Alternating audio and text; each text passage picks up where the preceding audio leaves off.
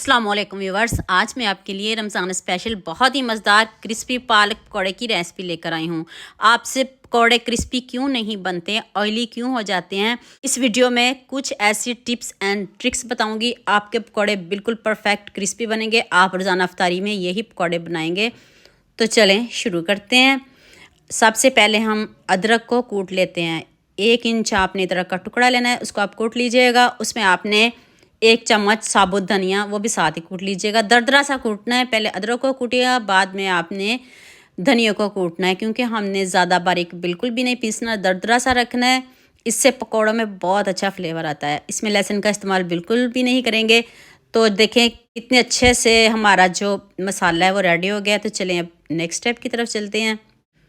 अब आपने एक बॉल लेना है, उसमें मैंने 1 आलू लिया है, उसको आपने स्लाइस में कट कर लेना है। जैसे मर्ज़ी कट कर लें, जैसे आपको पसंद हो, लेकिन ऐसे कट करिएगा। इसमें आपने जो मसाला बनाया वो डाल दें, खूब सारा सब्ज़ धनिया डाल दें, साथ में आपने पालक डालनी है। पालक बहुत नहीं डालिएगा, 1 कप पालक काफ़ी है। 1 प्याज स्लाइस में कट करके डाल दें। 1 टीस्पून नमक, हाफ़ टी स्पून हल्दी पाउडर, हल्दी कम डालिएगा। 1 टीस्पून लाल मिर्च का पाउडर डाल दें। 1 टीस्पून साबुत ज़ीरा डाल दें। और अब आपने इसमें 1 टीस्पून चाट मसाला पाउडर डालना है। 1 चम्मच रोस्ट किया हुआ धनिया पाउडर डालिएगा। अब आपने इसमें 3 से 4 चम्मच ब्रेड क्रम्स के डालने हैं। अगर आप ब्रेड क्रम्स नहीं डालना चाहते तो फिर आप इसमें चावल का आटा भी डाल सकते हो। अब 4 से 5 चम्मच आपने बेसन के ऐड करने हैं, बहुत ज़्यादा नहीं करिएगा। अभी मुझे ज़रूरत पड़ी तो फिर मैं और बेसन डालूँगी, लेकिन इतना ही बेसन काफ़ी है। अब आपने बहुत ज़्यादा पानी नहीं डालना, एकदम से पानी नहीं डालिएगा। थोड़ा सा आप पहले पानी डाल के चेक कर लीजिएगा, अगर ज़रूरत पड़ी तो पानी डालेंगे। पानी का ज़्यादा इस्तेमाल बिल्कुल भी नहीं करना आपने। तो अब आपने इसको बहुत अच्छे से मिक्स कर लेना है। अगर मुझे ज़रूरत पड़ी तो फिर मैं थोड़ा सा बेसन और ऐड करूँगी। 2 चम्मच मैंने बेसन दोबारा से ऐड किया।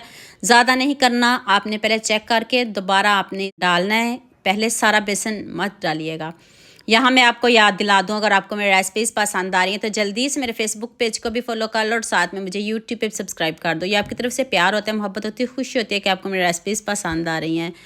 ऑयल पहले आपने मीडियम आंच पे रखना है, तेज़ आंच पे इनको बिल्कुल भी नहीं जलाना। आंच आप कम रखिएगा, इसका गोल्डन सा कलर लेके आएंगे, बहुत ज़बरदस्त इसका कलर लेके आएंगे। जितनी देर पकौड़े रेडी हो रहे हैं, आप मुझे जल्दी से ये भी बता दें आप मुझे किन किन मुल्कों और किन किन शहरों से देख रहे हैं। मुझे बहुत खुशी होती है जब आपके फेसबुक और यूट्यूब पर खूबसूरत से कमेंट पढ़ती हूँ। आप सबका खूबसूरत कमेंट करने का बहुत बहुत शुक्रिया, और आप सबके लिए भी दिल से दुआ मेरी, आप भी हमेशा खुश रहें और हमेशा मेरे साथ ऐसे जुड़े रहें। लीजिए जी, हमारे जो पकौड़े हैं वो बिल्कुल डन है, रेडी हैं।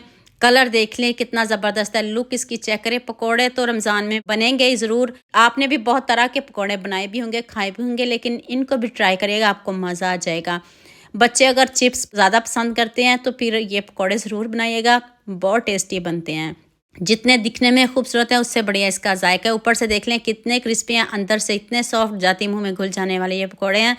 जितनी मज़े की मैंने आपको रेसिपी बताई है, मुझे भी आप सबका इस रेसिपी में इतना ही ज़्यादा प्यार चाहिए।